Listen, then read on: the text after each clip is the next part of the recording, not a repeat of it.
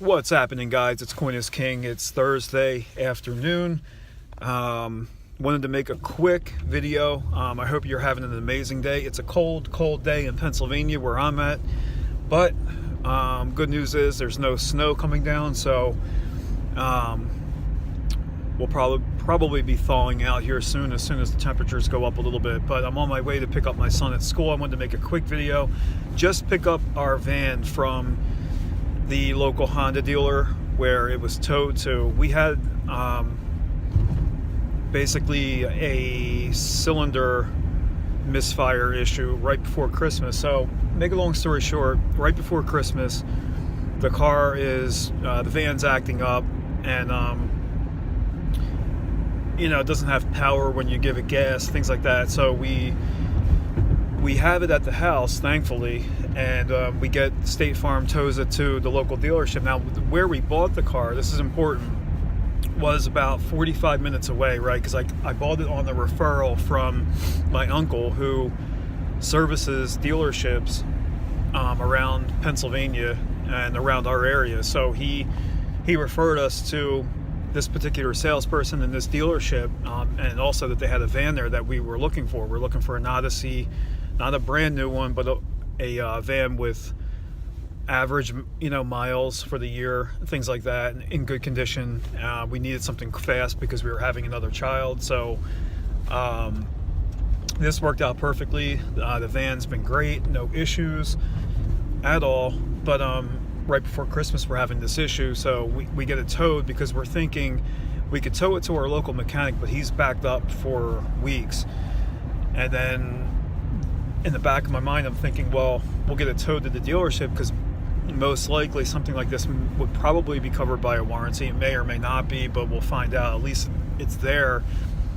They can tell if it's covered under warranty, then we get the work done, or we bounce it off of our local mechanic and see what he thinks and things like that. So anyway, we have it there. Well, it's been there this entire time, and this is a kind of situation that you really don't want to have happen to you, let alone anyone. And I've never had an experience like this ever in my life, especially with a car, with any type of anything at all. But this was by far the worst experience, and I'm not the type, anybody who knows me knows I will not complain about anything. The worst possible situation in the world, and I'm not going to complain about it. It's not going to help anything, and it's not going to fix anything, and you know the whole drill. So the downside of this is my wife is dealing with a lot of the phone calls back and forth to the dealership while I'm working and things like that. Like it was a lot of this fell on her, where she was handling the situation. So make a long story short, we go there for one thing to get resolved, and they don't even call the warranty company. We had to do like all the legwork for this dealership, for the parts department. This is all on the service department. This isn't on the salespeople. This isn't on the rest of the dealership. I'm zoned in on the service department and how they handled this whole experience. But a situation like this, I won't even get into the whole back and forth calls, how many like straight up lies we caught them in, from one person telling us one thing, another person saying something different, and then them getting caught up into what they had told us, that kind of lie where you're like, wait, but you just told us this on this call, like that kind of thing.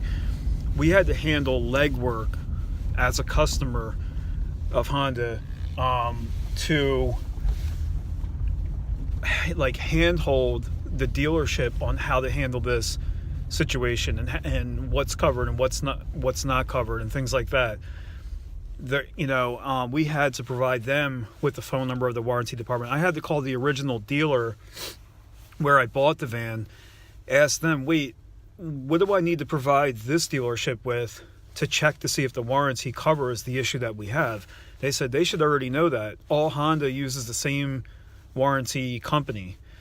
So we call them this is around the holidays. So of course, none of these guys want to handle anything at this moment in this type of situation, I feel like, in a service department. This isn't sales. We're not trying to close a deal. We're already a closed customer. We already have the Honda product. We love it. We're good with it. I love Honda through and through. I don't want any other type of van. So he's not in a rush. This person who's handling the situation isn't in a rush to get this resolved. And they're not in a rush to get it handled through the warranty department. You could tell this. So we call the warranty company who handles Honda, who we bought the extended warranty through, and they said, yeah, we're open. We were told by the dealership they're closed. All this kind of stuff. So my moral to the story is, your reputation as a salesperson, as a car dealer, a car salesman, a car service tech, a crypto promoter, a online marketer, a network marketer, a salesman in general, right? As a insurance salesman, whatever type of salesperson you're at, your reputation, right, and what you put out and what type of service you give can send out a ripple effect so far and so good or bad, right? It can go out in a good or bad way. And the way that people can perceive how much you want to help them and how far you're willing to go can mean astronomical results for you in the good or the negative. And in this result, we've never been to this dealership, right? There's only one Honda dealership close to our house. So we went here, right? We were kind of forced into going here, as opposed to taking it back to the dealership where we bought it, because it's about 45 minutes away. It wasn't convenient to have a tow truck tow our van there. So moral to the story, we were forced to go, or we ended up going to this dealership that's local, which we've never been to. I don't have any opinion about it. Never heard anyone tell me it's good or bad, whatever the case may be. This experience put it over to the point where you're ready to let Honda on the upper level know what's going on at a local dealership. That's how bad it was. And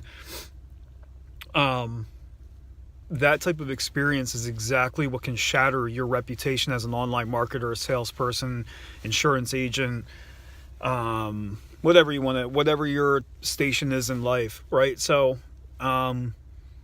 that was a learning experience for me. It wasn't just a negative like, oh, I want to look at this in a negative aspect or just feel victimized. I don't feel victimized, but I did learn an amazing